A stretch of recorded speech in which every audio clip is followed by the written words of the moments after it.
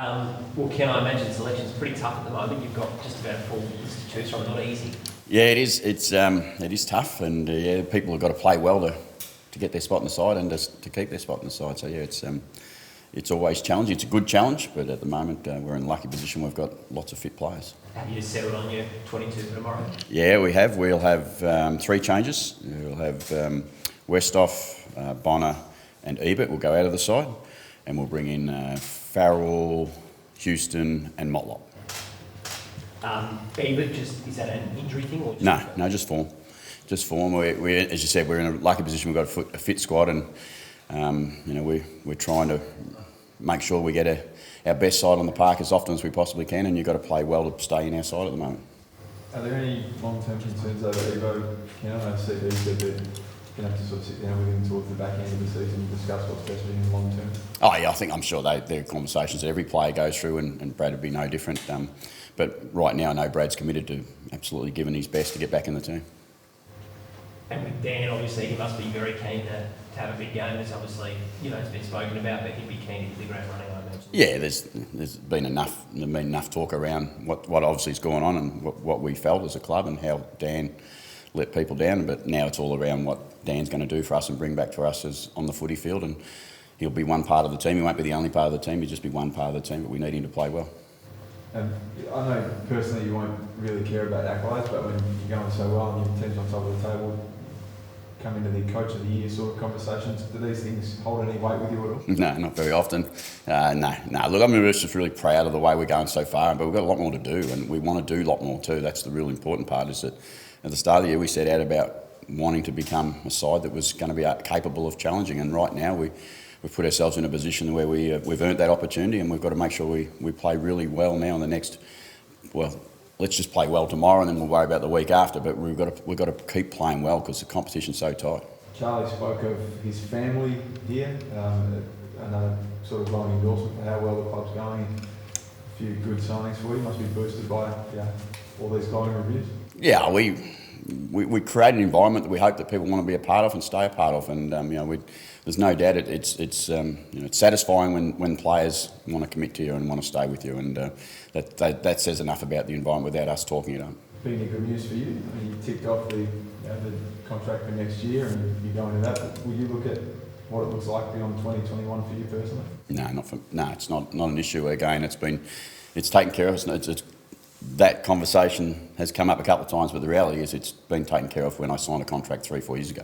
But do you look at sort of 2022 and beyond, obviously? No, I look at, unfortunately, as hard as it might probably annoy you, but I'm going to look at this week. I'm going to look at football. I'm going to make sure we can give ourselves a chance to win as many games as we can this year. So that's an end of the year type of thing for you? Not even on my radar. Where's Justin Westhoff at the moment? Obviously you're going to lose some height with him going out of the side. Where's his sort of future like at the moment? Oh, he just needs to, like anyone who's in or out of the side, they've got challenges and they've got to respond. And when they're in the side, they've got to play well enough to keep their spot in the side. And if they're not, their challenge is to play well enough to get back into the team. And again, just Westy and Brad, I get that they're senior players and they've been around for a long period of time, but they have the same challenges of any player. They have to play well to be in, or they have to play well to get in. So it's pretty simple. Where do you get that extra height then against the Roos? Oh well, we've got some taller people in the side, obviously with Todd and Charlie and Scott are obviously in the side as well. So I mean, we're talking about the ruck position is what we're talking about as much as anything. We've done it before with Todd. We can do it again with Todd, and Charlie can help out if we need to. There's some talk about Ollie Wines maybe pinching you in the ruck at some occasions. We've actually done that in the past too. We've actually done Ollie in the past, and we've done Brad in the past. So we've done some unusual things in the past. But our preferred method is to obviously have a good ruckman in the ruck, and then and the backup to be another tall person if we can. When Laddams becomes available next week, will you try and bring him straight back into the side? Next week. We'll worry about that next week, and we'll worry about tomorrow first. How do you see the match-up with Goldstein going then, making sure you're in the ruck? Yeah, we've got a really good ruckman in Scott Lysett, who's been in really good form for us, and Goldie basically rucks on his own too. So it's pretty much, it's going to be a head-to-head battle a little bit with the two boys, I'd imagine. And I know Scott will be really keen to take on one of the great ruckmen of the competition and do really well for us. Ken, how do you weigh up, as you get towards finals, the balance between going in unchanged and settled, or bringing in your best players that sort of perhaps on a periphery now, or just the balance on settled side tends to be a good side, doesn't it? Yeah, it does, and there's some difficulties in that this year, a little bit more than any other year, with the backup games and the opportunities to play match simulation and get some form into some other players. So we're a little mindful of that when we're mixing and matching a little bit. We still haven't obviously quite settled on what we would prefer to be our lock-in side, perhaps coming forward, and injuries always interrupt that. So you've got to have a squad that's big enough to cater for that. We're really comfortable. We've got a fit and available squad, so now we're just maximising the form of that squad the best we can. So what pieces or players do you think perhaps aren't in the side that you want in your best team? If round one of the finals, the first final started tomorrow. Oh no, again, we've got 3 more games, so we're exploring lots of opportunities still, but there's going to come a time that we want to get very, very close. That with the bye, I think between the last round and the finals too, there's a bit more to play out yet, so can't give you great clarity on exactly when you're going to lock in, but we just need to keep exploring at the moment, make sure we play well against North Melbourne. Feel you're close? Yeah, we're close. I mean, we've only used 30 players for the season, I think, so we haven't used a deep list, but we have got a deep list available to us. So we're not putting anyone out of the picture, even though they haven't been in the 30 just yet. There's some people there that we can still look towards. You haven't played football this year. From a development sense, does that help? Does that help Williams and Bergman and guys who haven't been exposed to spend a year on their craft on the track and making sure they're ready for next year? No, it doesn't. It's not a great way to play their first year, but it's not a great. This year's not a great way for anyone to deal with anything. So that's one of the challenges of the year. But they're young players. They're getting great training, getting great development and coaching. And they're getting opportunities to play in some games when they come about. So they just got to maximise them. I think with North Melbourne, they're obviously the opposite end of the ladder. How do you see how they're going and how will you approach the game? Yeah, we got some pretty fond memories of what North Melbourne, not fond memories, got some pretty terrible memories of what North Melbourne did to us last year, late in the season, and we respect their club and the way they play. And I know Reece, we only got to listen to his press conference last week. We should expect a pretty fired up and angry North Melbourne, I suspect, on Saturday night. We've got a lot of things we've got to play for though, and we've got to make sure we match that and get above them. And with Geelong breathing down your neck up the top, is percentage something you look at this point of the season? No, winning. It's all I care about, winning and making sure we win. If we keep winning, we'll protect our spot where we are on the ladder. Just back to Justin Westhoff quickly. He's obviously been in and out of the side this season. He's out of contract.